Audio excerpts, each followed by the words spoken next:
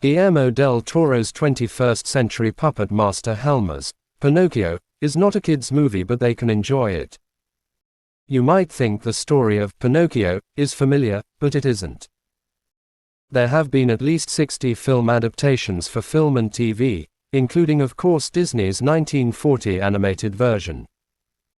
In Guillermo del Toro's Pinocchio, the filmmaker and his team don't follow the plot too closely, but it's more faithful than most in retaining the darkness, tenderness and humor of Carlo Collodi's 1881 novel.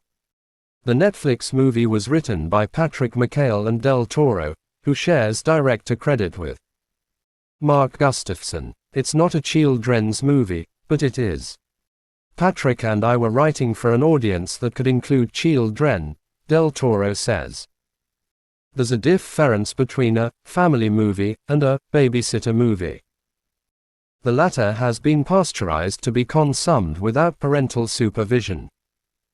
We wanted a movie that could be discussed and enjoyed by adults and kids, whether they were together or not. The filmmaker had been impressed by Guy Grimley's illustrations of the story and they met around 2003. Del Toro says the first screenplay was written about 5 years later. The basic ideas were always there, Del Toro says. Eventually, the writers came up with father and son stories that parallel each other.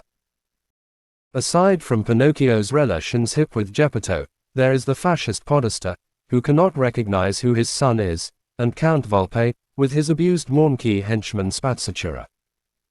An important shift from the book, he says, was the fact that Pinocchio doesn't have to be turned into a quote-unquote real boy.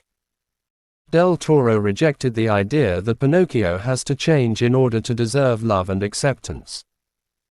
In Conversation, the filmmaker draws comparisons between the puppet and Dr. Frankenstein's creation in Mary Shelley's novel, since both are innocents thrust into a world for which they're unprepared. As the script evolved over the years, it was important to retain the sense of fun and adventure but also to deal with heavier topics. We started discussing mortality, life and death, and the brief period of time we have on Earth. All that evolved from my father's infirmity, losing my father, and considering my own role as father, he says. Collodi's book stresses obedience, but Del Toro prefers civil disobedience.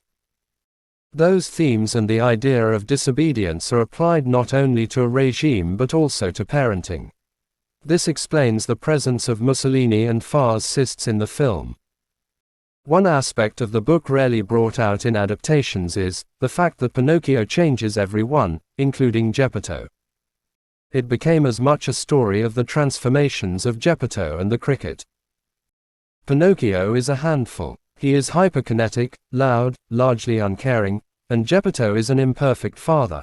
He is obsessed with perfection, but his journey ends with him accepting the imperfect and loving it more. The cricket is full of grandiose wisdom at the beginning, but it's not very useful, and when he suffers, he gains a humility, and his final scene shows that the cricket gained an earthly wisdom. The filmmaker sums up, if at the end of the movie, you feel a desire to call someone you've been estranged from, then we've accomplished something, for this brief moment we're together. As imperfect as we are,